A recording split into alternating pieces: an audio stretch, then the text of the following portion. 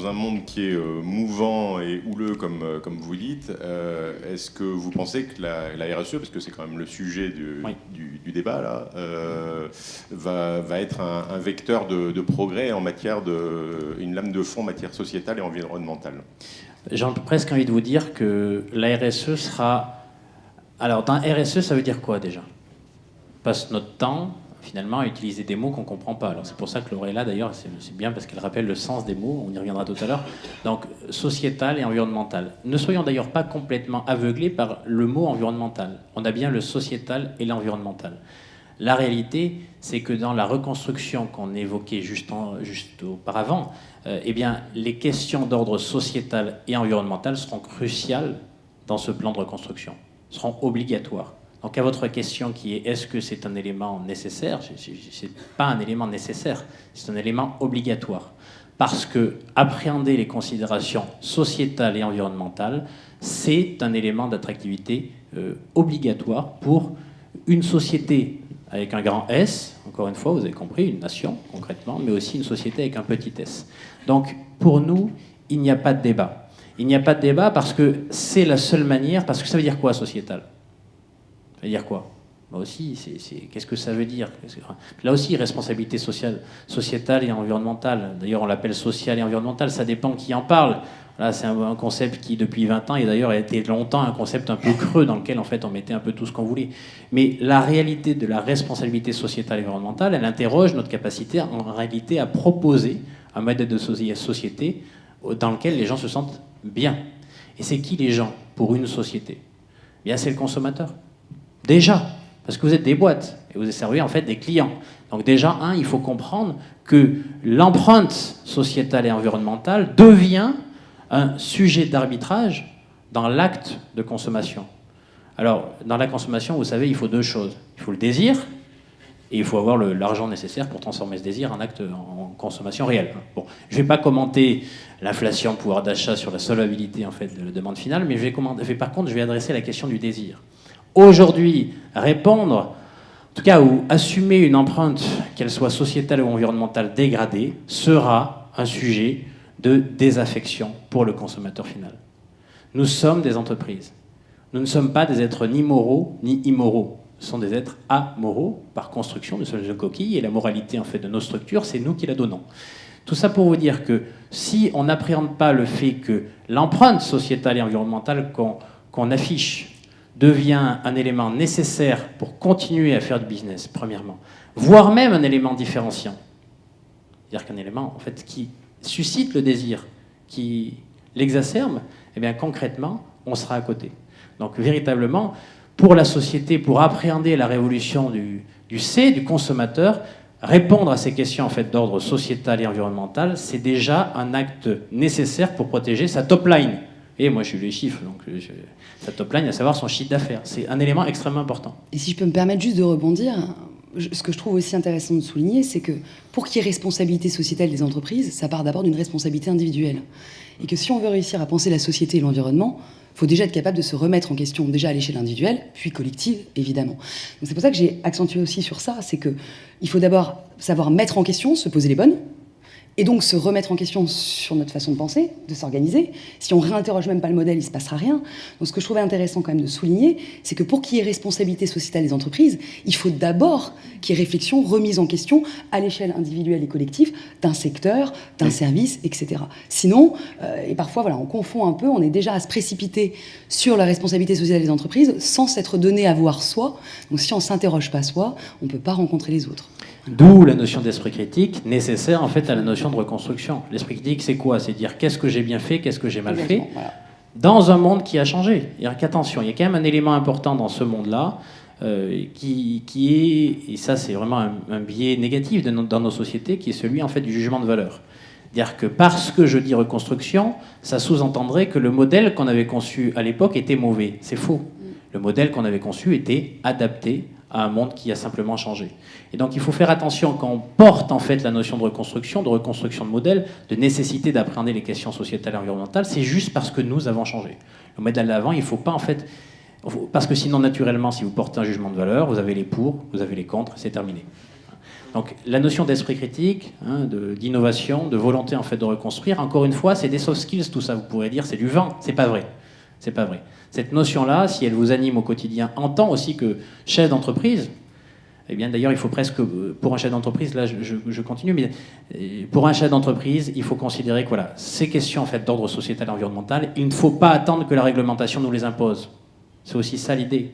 Je sais, vous êtes en fait une population de professionnels qui est en charge en fait de vérifier que tout se passe bien, hein, que ce soit dans le monde financier et demain extra-financier, déjà aujourd'hui d'ailleurs sur l'extra-financier.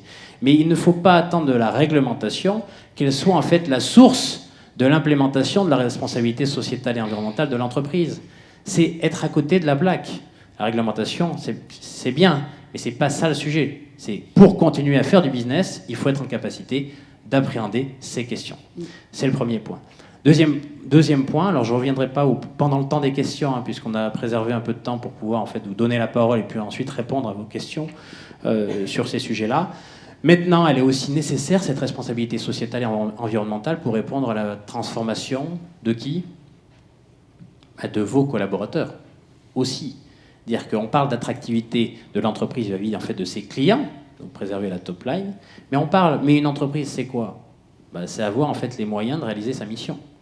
Les moyens de réaliser sa mission dans des économies comme les nôtres. En vérité, 80% des emplois sont des emplois de service. C'est pas de la matière première, c'est pas de l'industrie. C'est une vision déformée et un peu passéiste en fait de notre économie. Notre économie, c'est une activité de service. L'activité de service, elle est basée sur qui ? Sur des gens, sur des hommes et des femmes qui, et mes mots sont comptés, acceptent de travailler avec vous. Et acceptent, déjà ça peut paraître bizarre, acceptent, c'est-à-dire qu'ils auraient le choix en fait de ne pas accepter. Il faut avoir en tête que c'est le monde dans lequel on vit. Je suis employeur, moi, effectivement, de plusieurs structures. C'est le monde dans lequel on vit. Il faut que les gens acceptent de travailler. Et vous avez compris, j'ai même dit avec vous, avec nous, même pas pour nous. Vous voyez, en fait, les pincettes qu'il faut prendre aujourd'hui hein, pour être accepté, c'est-à-dire qu'il faut comprendre que ce sujet en fait de la refondation de nos entreprises à l'aune du changement profond des aspirations de nos collaborateurs, eh bien, elle est extrêmement brutale, elle est extrêmement violente, et qu'on n'arrivera pas, en réalité, à y répondre sans, en tout cas, avec les mêmes modes d'organisation qu'on a conçus dans le passé. Ça, c'est vraiment un élément majeur, et qui s'explique d'ailleurs. Comment vous caractériseriez aujourd'hui les difficultés de recrutement que vous pouvez avoir, mais surtout les difficultés pour appréhender ou vous qualifieriez plutôt l'aspiration en fait des jeunes générations qui rentrent dans vos métiers ? Quel mot vous viendrez là spontanément ?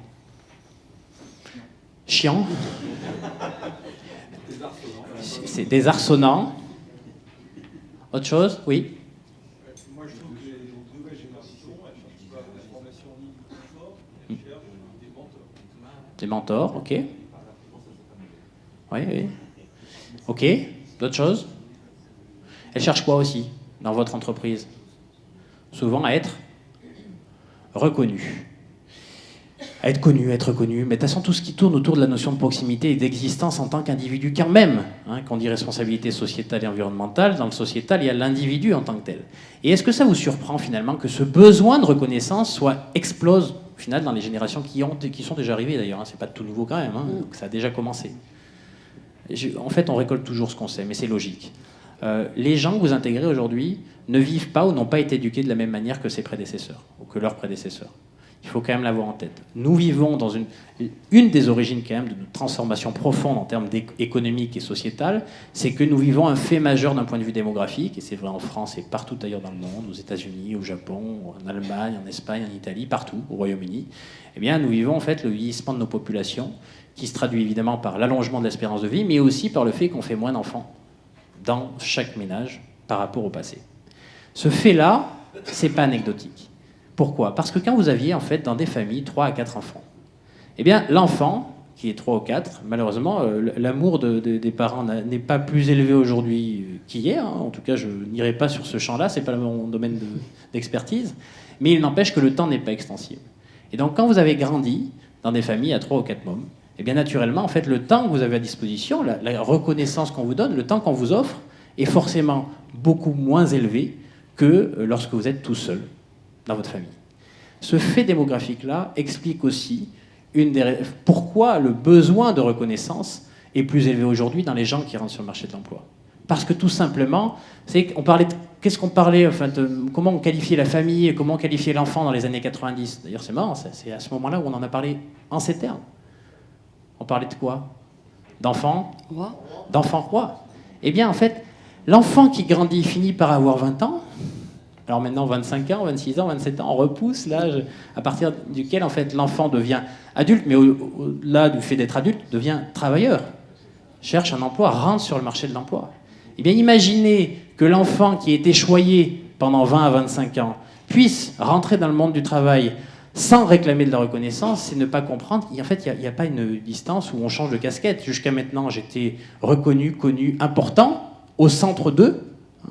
Et à partir du moment où je rentre sur le marché de l'emploi, ben non, ben là maintenant c'est bon, on va faire comme avant, à savoir réclamer assez peu en fait de reconnaissance. Et donc ce fait majeur-là, il est important. C'est-à-dire nos populations qui viennent travailler avec nous aujourd'hui ont été élevées, habituées à être au centre d'eux.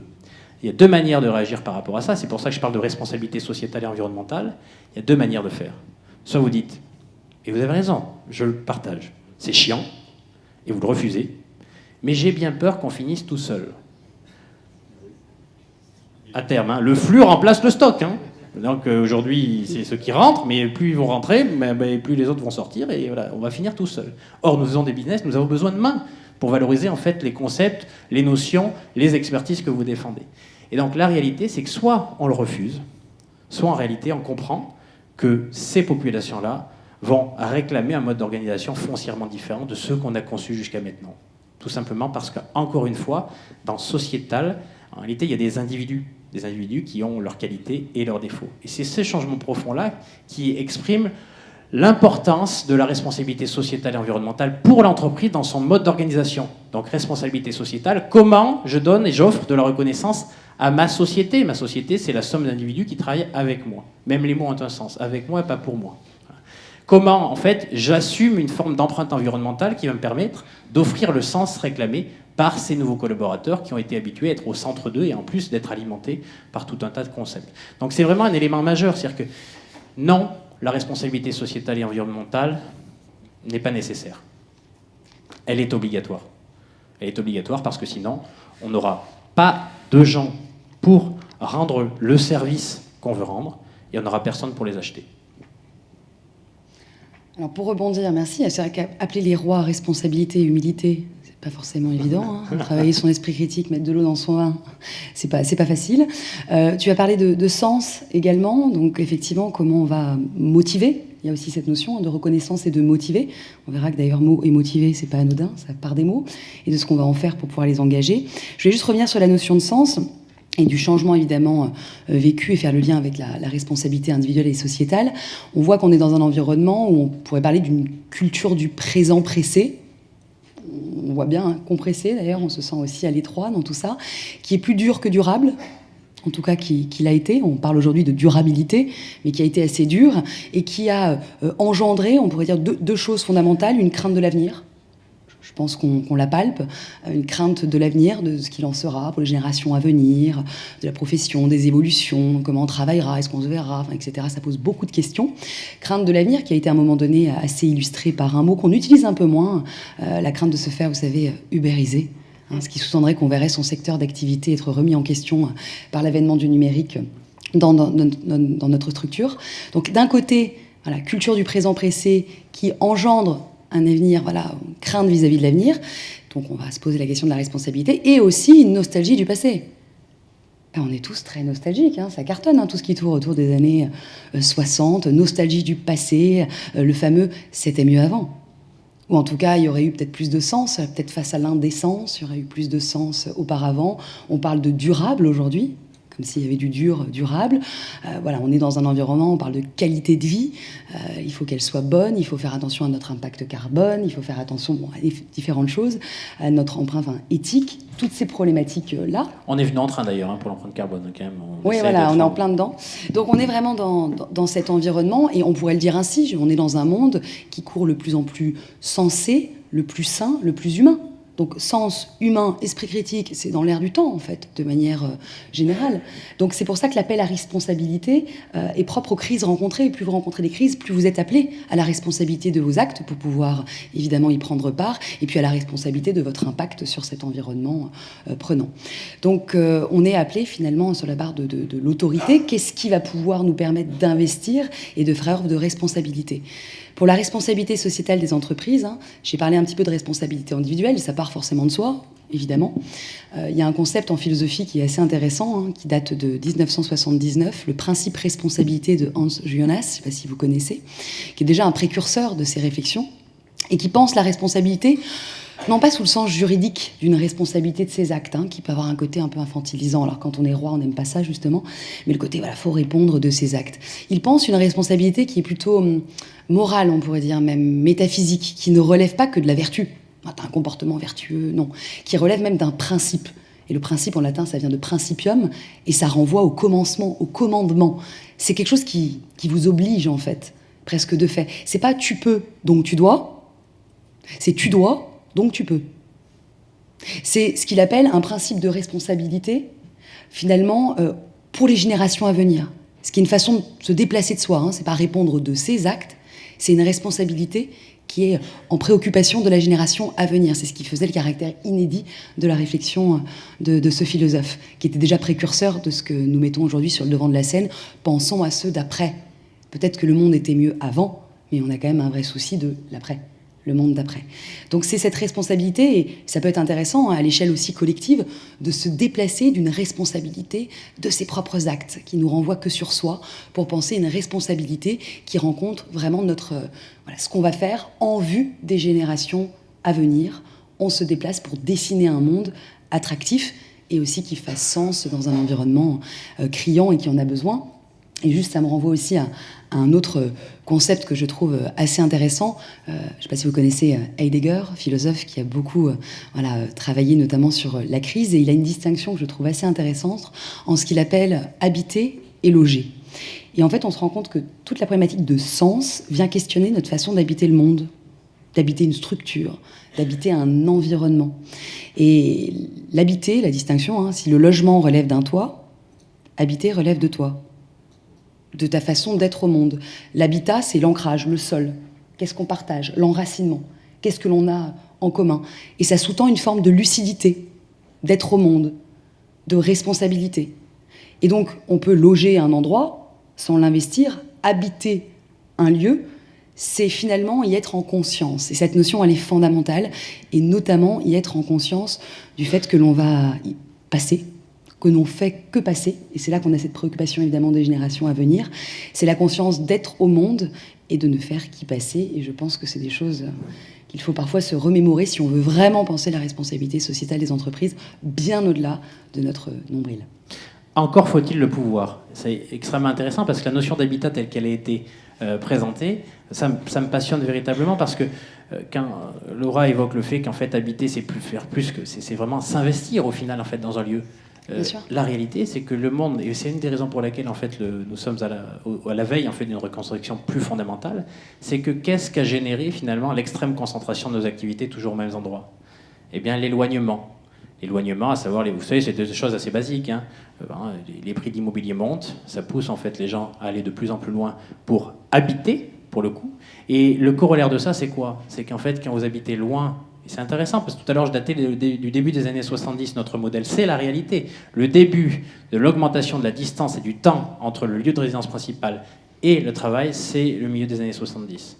Depuis, ça n'a cessé d'augmenter. C'est logique. Quand on concentre, on ne fait pas rentrer un carré dans un rond. Ça, voilà, là, encore une fois, c'est le pragmatisme qui l'emporte, ou qui doit l'emporter.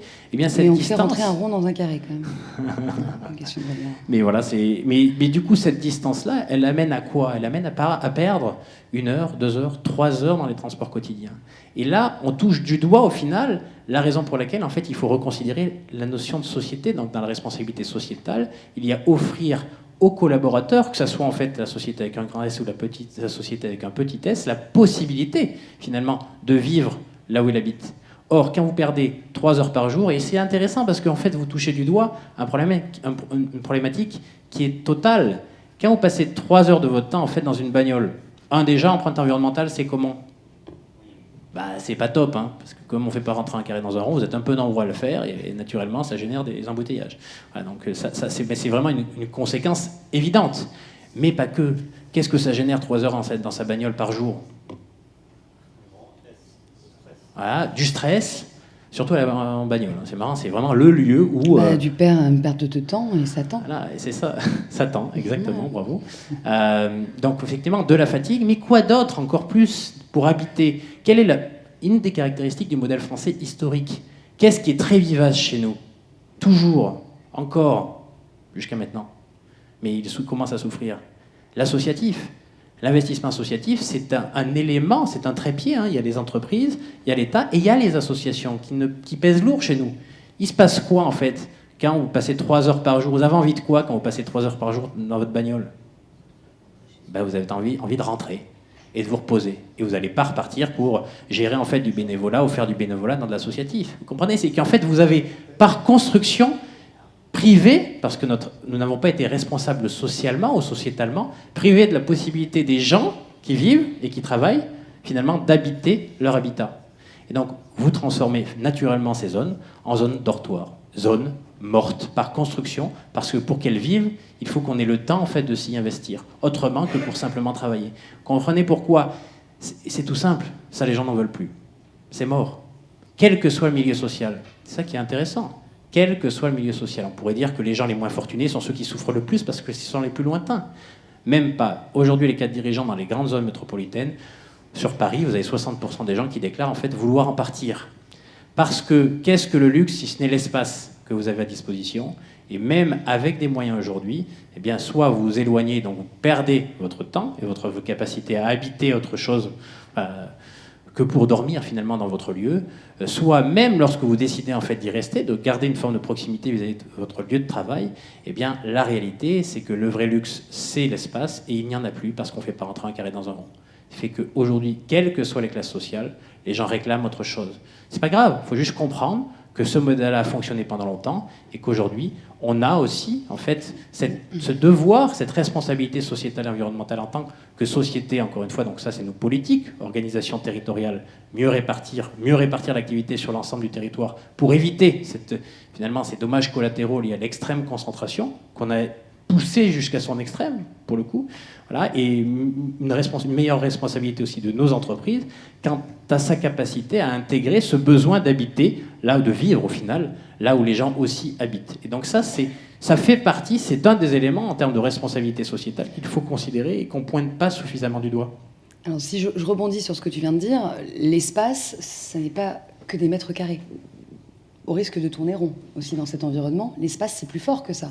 Quand on parle aujourd'hui de raison d'être, de toutes ces choses-là, on peut avoir un espace qui n'est pas concret, mais avoir un espace commun qui nous donne envie d'y aller. Donc, par rapport à la distance et au temps perdu, tu peux aller retrouver un espace, c'est pas des mètres carrés, c'est pas factuel, mais c'est participer d'un espace commun qui te donne envie, qui te fédère. Donc, l'espace est aussi métaphorique, on pourrait dire. Et derrière la responsabilité sociétale des entreprises, il y a ça aussi. C'est quoi la raison d'être, la carotte, la raison pour laquelle nous faisons les choses? Quand on parle d'engager, d'attractivité, comment on est attractif, voilà, pour des gens peut-être plus dispersés, qui ont d'autres envies, qui ont un besoin de reconnaissance. La notion de l'attractivité, elle est absolument passionnante. Être attractif, c'est quoi? Ça renvoie au pouvoir d'attraction. Attractio, en latin, c'est tirer à soi. Tirer à soi. Et je fais juste une petite distinction, parce que les mots ont du sens. L'attractivité n'est pas l'impact. On cherche parfois à avoir de l'impact. Mais si vous cherchez à être attractif, c'est pas vraiment la même chose. Je vous souhaite plutôt d'être dans l'attractif que l'impact. Pourquoi? Parce que l'impact, ça vient d'un anglicisme. C'est un anglicisme, ça se présente comme un anglicisme qui signifie effet, répercussion, conséquence, influence. Ce qui d'ailleurs est un contresens, en tout cas un sens jugé abusif par l'Académie française, puisque littéralement l'impact c'est heurt, collision, choc. Donc bon, voilà, en tout cas c'est tombé dans le langage courant, mais je tenais à vous tenir au courant quand même. Littéralement, c'est plutôt ça que ça signifie. Si on en revient à l'attractivité c'est plus que l'impact. L'impact, c'est de l'influence. Mais l'attractivité, ça renvoie à de l'attrait. Et ça renvoie donc quoi? À de l'attirance. Et les mots sont beaux. Si vous voulez être attractif, il faut attirer. Attirer. Tirer à soi. On entend cette dynamique. Il faut donc séduire. L'attractivité sous-tend deux formes de logique. La séduction si on n'est pas séduisant, évidemment, on n'est pas attractif. Mais attention, ça pose aussi une question, parce que le grand risque, c'est de dire, nous, on veut être attractif, comme si c'était un peu une finalité. Mais ça pose la question auprès de qui ? Je sais pas, faites une analogie perso, hein. On veut savoir qui on attire quand même, tout de même. Donc l'attractivité, c'est oui, mais si demain on attire des profils qui finalement ne seront pas utiles à la cause qui est la nôtre, pourquoi faire au final ? On va peut-être y gagner un temps, mais y perdre dans la durée parce qu'on n'a pas réussi à faire perdurer les choses importantes. Donc la notion d'attractivité pose et sous-tend la logique de séduction qui interroge sur qui est la cible, qui je recherche de manière générale.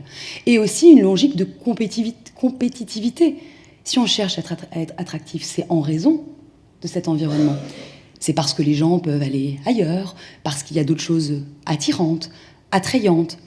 En somme, l'attractivité nécessite et sous-tend une réflexion, de l'esprit critique, parce que si vous ne vous remettez pas en question, c'est difficile de savoir se positionner, de se poser les bonnes questions pour plaire et séduire les gens qui finalement sont concernés, ce nouveau profil de collaborateurs, de clients, etc. Donc ça pose une vraie question. La responsabilité nous renvoie sur cette interrogation de l'attractivité, et ça sous-tend aussi toute la problématique de raison d'être. Pour être attractif, il faut aussi avoir une raison d'être qui vous donne envie d'en être, que ce soit en tant que collaborateur ou en tant que client, etc. Sans raison d'être, nulle raison d'en être.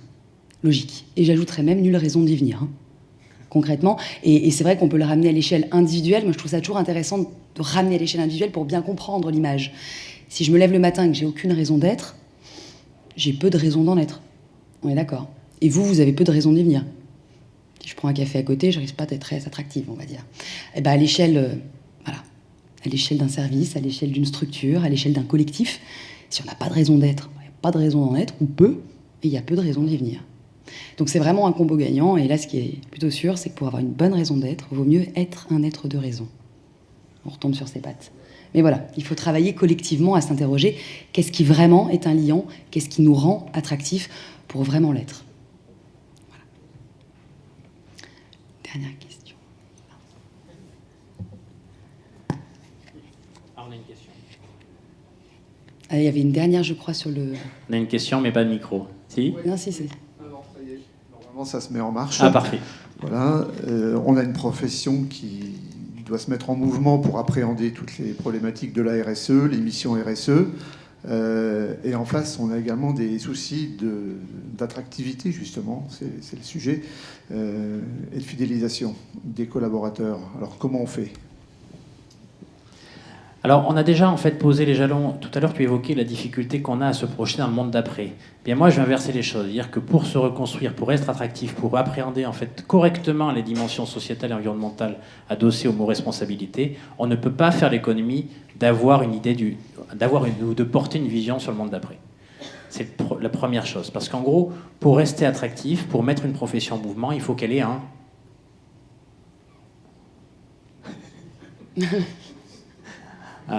j'aurais dit du sinon, mais il faudrait qu'elle ait un cap. Un cap. Individuellement, je vous interroge. Quand vous voulez aller à un endroit, vous portez votre regard où ? Devant. Devant, là où vous voulez aller. C'est mieux. Mais si on vous dit allez là-bas, mais que vous ne savez pas où c'est, vous faites quoi ? Vous tournez la tête tout le temps et vous allez finir par tourner en rond. En fait, la réalité de toute gouvernance... Relisez Le Voyageur égaré de Descartes, c'est génial. Perdu dans une forêt et vous trouverez la sortie. Mais vous finissez par tourner en rond. Et donc, en gros, la mission première de la gouvernance, dans la notion de reconstruction, c'est d'abord une reconstruction basée sur notre propre révolution intellectuelle en tant que dirigeant, que ce soit d'un pays ou d'une entreprise. Nous ne pouvons faire l'économie, et c'est le rôle de la gouvernance d'avoir une vision du monde qui vient. Mais ce n'est pas suffisant. Pas juste une vision du monde qui vient. Et aussi définir la place qu'on veut y tenir. Et ça, c'est extrêmement important pour encadrer la notion de responsabilité sociétale et environnementale. J'ai bien dit une vision du monde qui vient, donc en fait c'est le panneau, et la place qu'on veut y occuper, c'est-à-dire l'endroit précis où on veut aller. C'est d'autant plus important, y compris pour des professions comme les vôtres. La place que vous voulez occuper dans le monde qui vient, il y a évidemment faire votre mission, mais pas forcément que ça. C'est comment vous le faites. Comment vous le faites en fait avec une manière qui va vous correspondre en tant qu'entité. Donc véritablement, il faut considérer que la mission première de la gouvernance, et j'ai presque envie de dire c'est la seule, C'est disposer d'une vision qui, enfin en tout cas avoir une vision du monde qui vient et surtout définir la place qu'on veut y occuper. Grâce à ça, vous créez quoi? Du sens. Et c'est ce que réclament aussi beaucoup de nos collaborateurs pour être attractifs. Dans les deux sens du terme. C'est fondamental. Du sens intellectuel, je comprends, et du sens en termes de direction. Je sais où je vais. Vous me parlez en fait d'une profession à mettre en mouvement.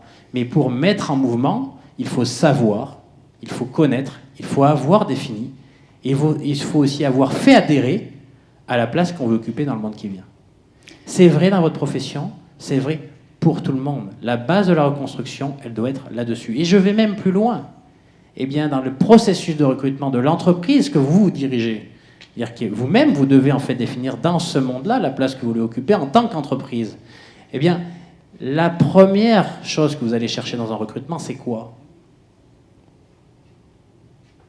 C'est même pas la compétence. C'est l'adhésion. Voilà, j'allais rebondir. C'était pas prévu pourtant. Non. C'est l'adhésion. Vous êtes des sociétés par action simplifiée, des SA, peu importe, je m'en fous. C'est pas le sujet. Et pourtant, pour être attractif, vous ne pouvez pas faire autre chose demain qu'être en capacité de susciter l'adhésion.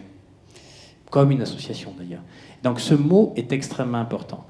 Et donc après, j'y reviendrai, mais si tu veux rebondir, je vais te laisser rebondir sur le concept. Oui. Derrière la notion d'adhésion, j'ai l'impression que le sel de tout ça, quand même, de manière générale, pour être attractif, pour faire en sorte que les gens ne soient pas que spectateurs, mais deviennent partie prenante, finalement, de ce qui s'engage. J'aime beaucoup la notion d'autorité. Qu'est-ce qui, finalement, quand on parle de cap, c'est finalement qu'est-ce qui fait autorité pour vous là, qui vous rend auteur dans votre façon d'avancer, et pas spectateur, je ne sais pas où vous allez. Qu'est-ce qui, finalement... Voilà, représente ça, cette raison d'être. On parle de point de repère, chacun peut mettre la formule qui lui parle. L'idée est la même. L'idée, c'est en revenir à ce qui fait autorité, pour avoir des gens auteurs et participant finalement à ce récit commun, à cette histoire collective, et pas des gens qui viennent se perdre 2 ans parce que finalement c'est pas ça qui leur parlait. En revenir à ce qui fait autorité, et l'autorité c'est parfois un mot assez galvaudé. La crise n'a pas fait du bien, évidemment. On voit que toutes les figures... Il y a un déclin de l'autorité amorcé, évidemment, depuis longtemps. Mais en tout cas, on voit que même dans certains secteurs, les figures qui faisaient autorité dans le domaine de la santé, plus vraiment, c'est plus vraiment sur quel pied danser quand on parle d'autorité. Les experts sont plus des repères, les référentiels, les référents ne sont plus des référentiels. Et donc l'autorité, pour autant, ça devient un mot absolument essentiel pour retrouver ce qui fait sens, fédérer, engager. Et c'est là tout le paradoxe, et en même temps les choses sont peut-être écrites, c'est que l'autorité est un concept d'autant plus essentiel pour les sans-ciels. Vous l'avez? Ceux qui n'ont plus ces référentiels. Donc on est aujourd'hui rappelé à l'ordre, de manière générale, de ce pourquoi on fait les choses. Pourquoi on existe? Pour faire quoi? La raison d'être de notre activité, c'est rappeler ce pourquoi, ce qui fait autorité pour nous. Pour ça, évidemment, il faut prendre de la hauteur, sinon vous n'allez pas trouver ce qui fait autorité et pouvoir le rappeler, pour pouvoir vous rendre davantage auteur de tout cela et pouvoir finalement avoir des parties prenantes qui s'investissent à la lumière de cela. Donc c'est rappeler finalement, moi j'aime bien l'image quand tout change. Et tu as parlé de reconstruction tout à l'heure. Je ne sais pas si vous prenez des Legos, voilà, il y a une reconstruction, c'est vrai que ça sous-tend une forme de déconstruction. Alors on peut être que sur ça, oh, il y a tout qui s'en va. Mais on peut aussi imaginer ce qui reste. Si vous reconstruisez, vous construisez à partir de quelque chose qui demeure. Sinon, il n'y a pas. Mais ce qui demeure, c'est ça. C'est ce qui fait autorité, c'est ce qui reste. C'est le phare en temps houleux, c'est la mer au bord de côte qui vous permet finalement, malgré les temps mouvementés, de vous repérer. C'est ce point de repère. Sans celui-ci, c'est complexe. Donc la raison d'être, l'autorité, c'est la raison pour laquelle on fait les choses. Et dans cette période de crise, je pense qu'il est faux de considérer que les gens... veulent voir vraiment la vie en rose au travail. Alors on peut mettre beaucoup d'argent sur ça, leur offrir des team building, faire des trucs vraiment incroyables, ce qui, au demeurant, est quand même très sympa. Mais pour autant, à côté de ça, ce qui est essentiel, c'est comment on fait pour voir la vie en rôle, savoir à quoi on sert concrètement. Et je pense que pour être attractif, ça passe aussi par ça. Et alors merci, parce que pour le coup, on se m'adresse à vous en tant que profession. Je ne sais pas si vous savez, mais je suis patron d'un cabinet qui a travaillé en fait pour la compagnie nationale dans le cadre de la loi Pacte sur tout un tas de sujets. Donc je connais bien votre profession. Et j'ai une avis assez... vous avez de la chance. J'aimerais en fait que vous ayez conscience du bol que vous avez. Après, encore à vous de vous organiser pour en faire une force indéboulonnable. C'est qu'on parle de vision du monde et de place qu'on veut y occuper. C'est quoi votre place? C'est quoi votre place? Vous êtes responsable de quoi à travers votre métier dans notre pays? Ouais. La sécurité. Mais je dirais, au-delà de la sécurité, elle sert à voir quoi? Confiance. Bon sang de bonsoir. Là, Bah, si on franchement, n'a pas confiance en vous, c'est compliqué pour une entreprise. non, mais c'est bien. je sais pas si... Il y a des secteurs d'activité qui ont plus ou moins de chance. Voilà. Et je vous considère comme des acteurs chanceux. Parce que dans la construction, dans la définition, pour être attractif, de la place que vous voulez occuper dans le monde qui vient, eh bien, vous êtes, au final, vous avez une forme de responsabilité dans la confiance qu'on peut faire au sein des acteurs. Votre premier argument de vente, c'est votre ministère tutelle. C'est votre ministère tutelle. Vous êtes peut-être tous experts comptables, mais ce n'est pas aux experts comptables que je parle, c'est aux commissaires aux comptes. Votre ministère tutelle, c'est quoi? La justice. Vous êtes responsable de quoi? De la production du chiffre? C'est une question. Non. Oui? Non. Si, vous êtes, à travers votre casquette d'expert comptable. Mais en tant que commissaire aux comptes, vous êtes responsable de la sécurité associée, plutôt plus que la sécurité, de la confiance qu'on peut faire aux chiffres diffusés.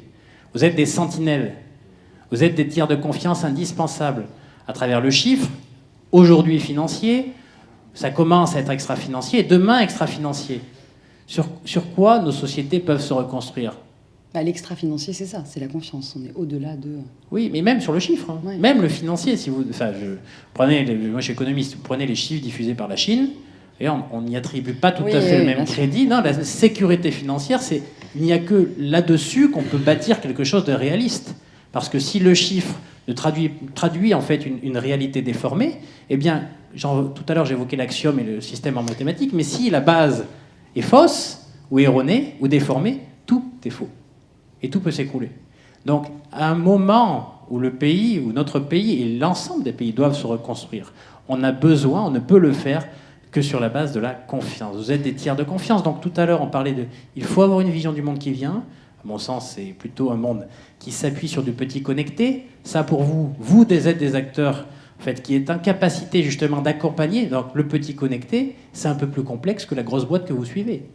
Donc, il faut des gens comme vous, capables justement de dire il est plus petit, mais j'en assure en fait la qualité en fait, des données diffusées, qu'elles soient financières ou extra-financières. Parce que c'est plus complexe.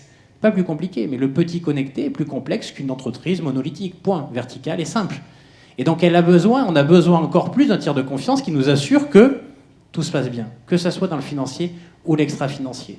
Donc d'une certaine manière, et j'en viendrai après derrière sur comment on met en mouvement votre profession et vos sociétés. Mais la mise en mouvement, c'est-à-dire à travers le cap qu'on doit définir ou qu'on peut définir sur la vision du monde qui vient et la place qu'on y occupe, moi je serai vous, j'en aurai une idée.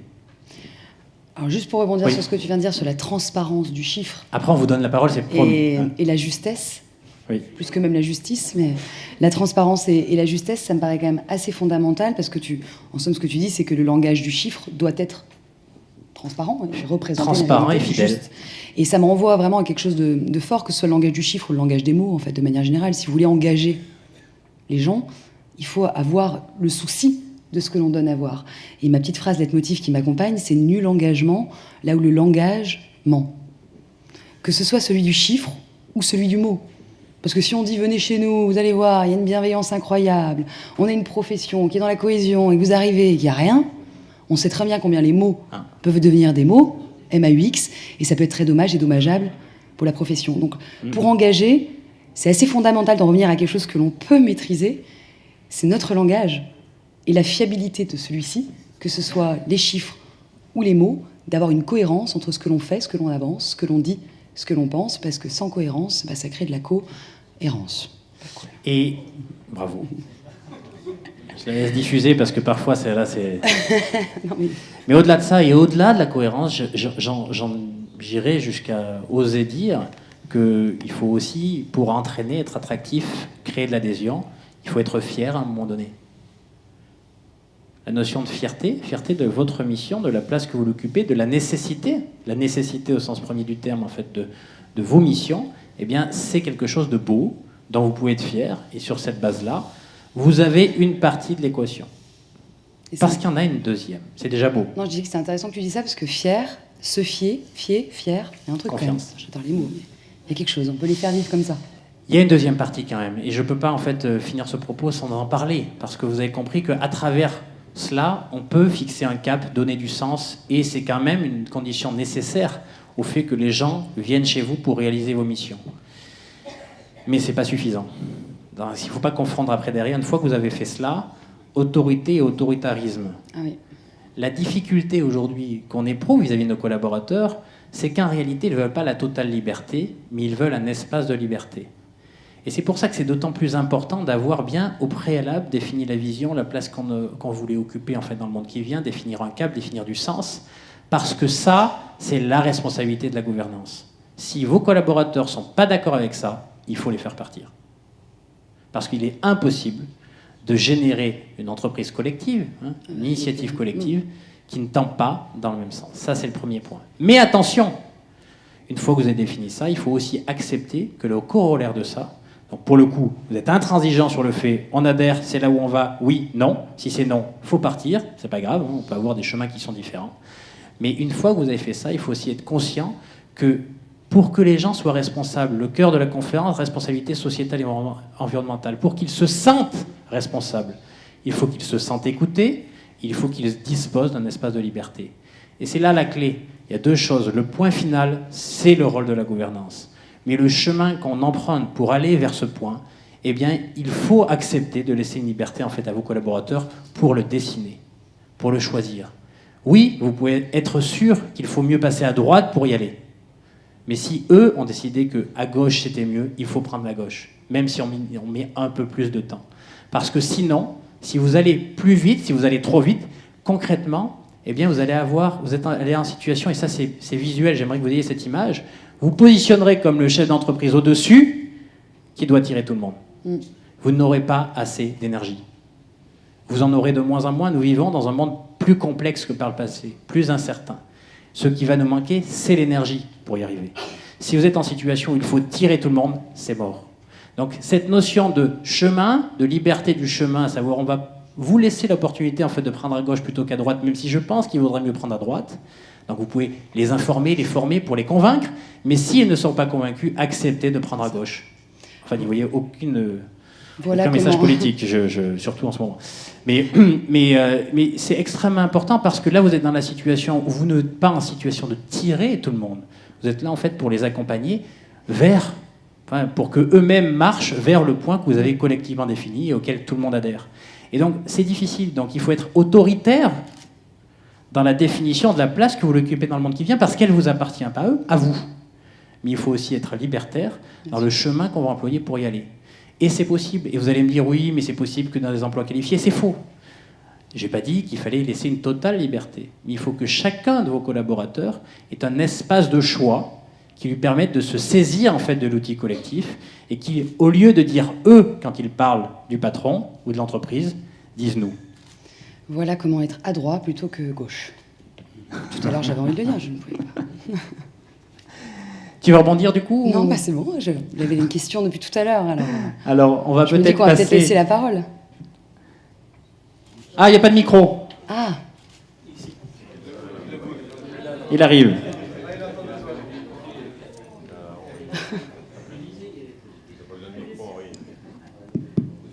Oui, je reviens un peu en arrière parce que comme je n'ai pas eu l'occasion de parler quand j'ai sollicité, je reviens donc en arrière. Ah, pardon.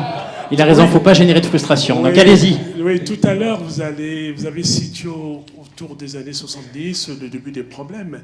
Je voulais juste rappeler que c'est quelque chose qui a toujours existé. Et je pense que l'espace que nous partageons est toujours en tension depuis l'origine. Même si, depuis quelques dizaines d'années, on nous dit qu'il s'accroît. Mais c'est toujours le même espace. Ça, c'est le premier point. Deuxième point. On parle de nos entreprises. Ce sont des ensembles qui font partie de l'espace, qui partagent parfois des lieux géométriques en commun. Pourquoi j'en parle? C'est parce que tout à l'heure, vous avez dit quelque chose de très important. On est passé de la phase du stockage de moyens à la phase d'appréhension de flux.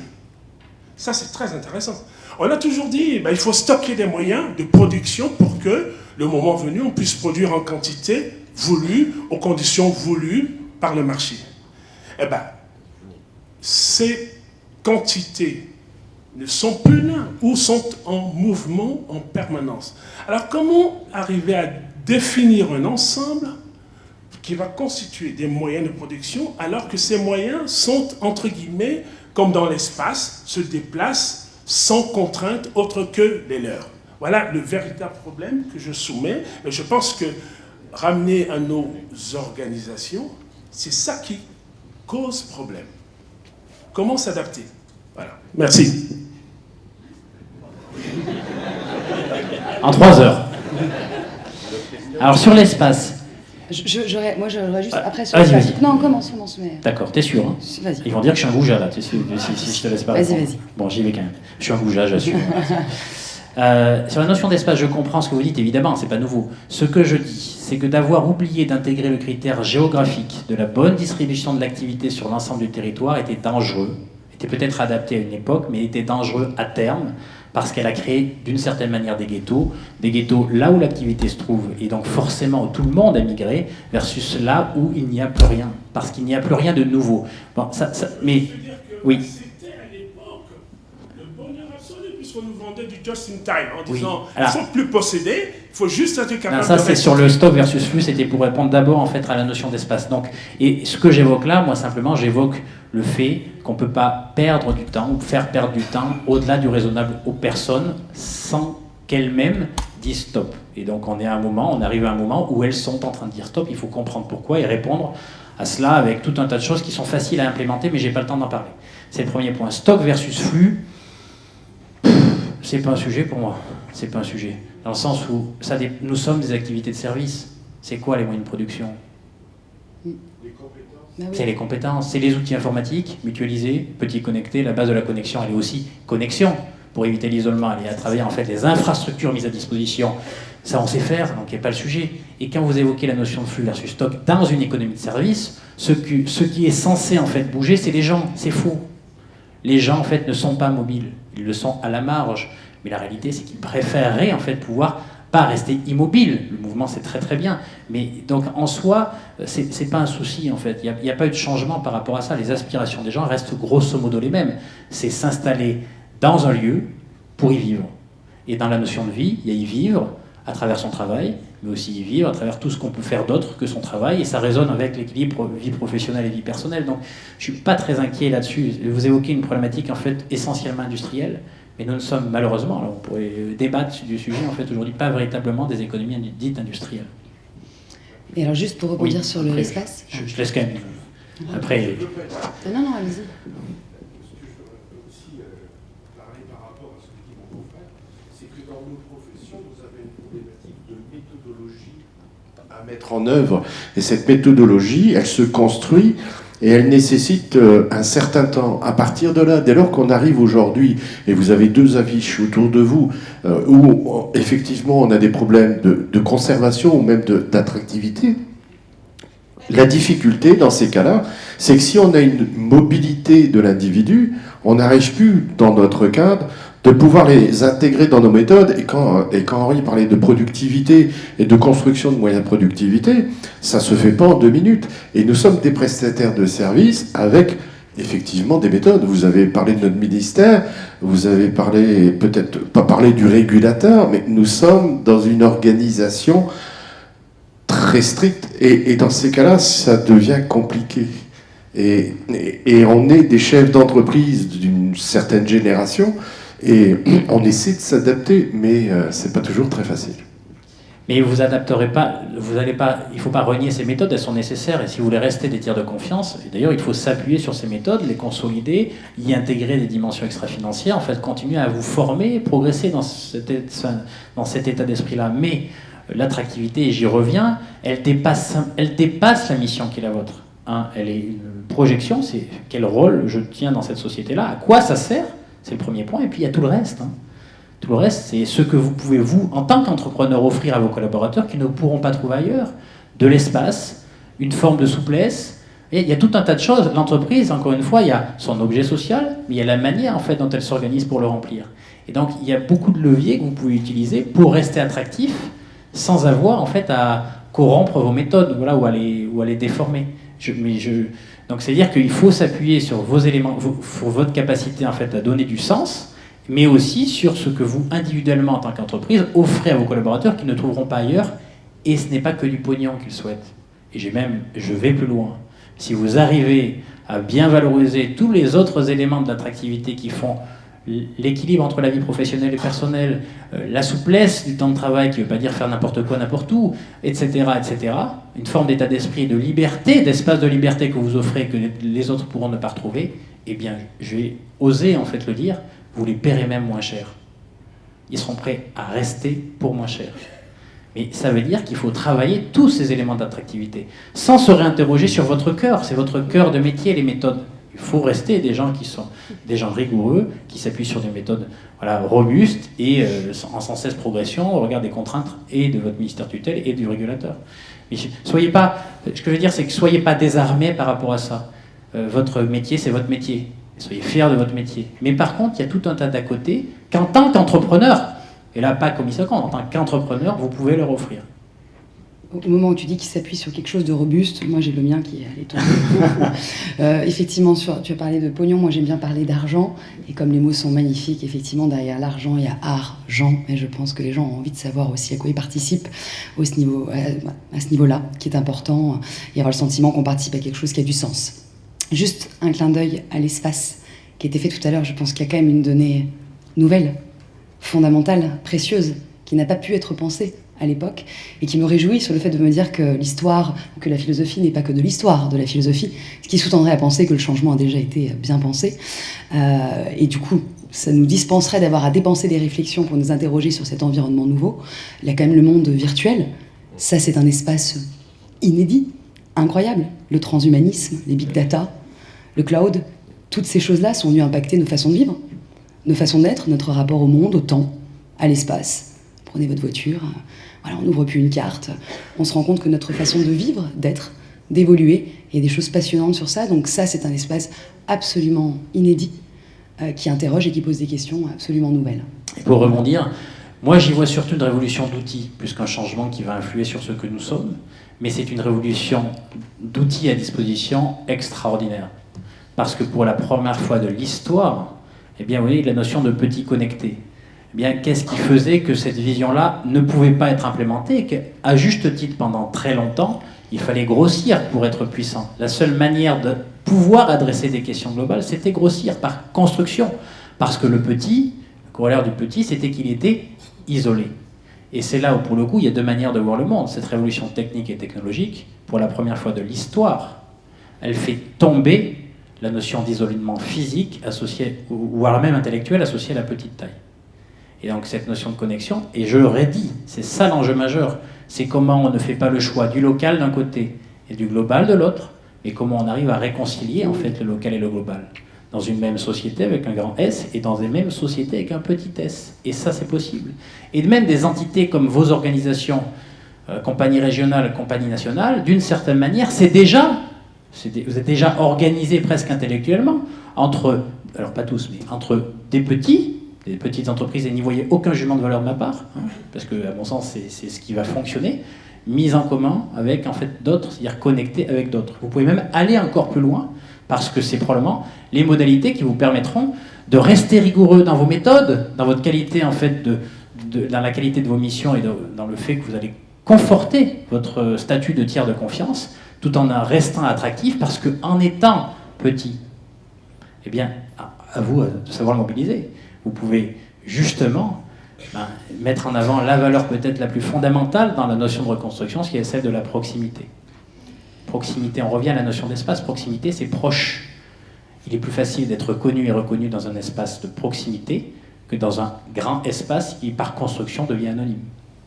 Donc on voit combien la problématique à l'avenir, c'est de concilier local et global, ce qui s'impose comme une question nouvelle, plutôt que d'être dans le ou, être dans le et. On voit combien l'importance de l'esprit critique est fondamentale pour résoudre cette nouvelle problématique de conciliation entre les deux. Vous parlez de connectivité, vous avez complètement raison, parce qu'on évolue dans les outils. Le seul problème, c'est qu'on ne maîtrise pas la connectivité. Et dans ce cadre-là, on doit ajouter un élément supplémentaire, c'est la sécurité, pour permettre dans ce cas... vous Oui, mais c'est vrai. Mais ça devient de la sécurité technologique. Et c'est pas évident, toujours dans l'entreprise, de de la gérer. Alors ça, c'est votre challenge à vous en tant que profession. C'est-à-dire qu'après, il faudra effectivement être en capacité de toujours mobiliser les qualités, donc les compétences, qui vous permettent de conforter votre statut de tiers de confiance. Si demain, vous devez avoir les compétences et les moyens pour assurer finalement un label de qualité quant à la sécurité informatique liée à la connexion, à la connectivité, ça, c'est pas mon job. C'est le vôtre. C'est-à-dire qu'investir dans la notion de formation, dans les outils évidemment, la notion de formation, et dans les typologies en fait, de gens que vous allez recruter. Encore une fois, vous allez me dire, oh là là, mais on ne sait pas faire. Mais vous n'êtes pas qu'un commissaire aux comptes. Vous êtes une entreprise, vous êtes des entreprises dont la mission, c'est d'assurer la confiance qu'on peut faire dans les données qu'ils diffusent, qu'elles soient financières ou extra-financières. C'est une belle mission. Si vous savez vous organiser en tant qu'entreprise pour donner finalement aux gens ce qu'ils viennent chercher, à savoir un cap tout en ayant un espace de liberté, y compris des profils qui sont spécialisés en sécurité informatique, vous pourrez les attirer. Vous pourrez les attirer. Mais encore une fois, par contre, ça nécessite un gros effort de formation, de reconstruction, une forme de révolution intellectuelle. On en revient au point de départ, qui est celui de... On est très loin de la relance. Est-ce que vous avez d'autres questions? Le temps file. Non? Ça a toujours été, par contre. Le temps passe. De manière générale, il trépasse, c'est sûr. Merci beaucoup pour votre attention et votre écoute. Merci. Et on vous souhaite bon vent.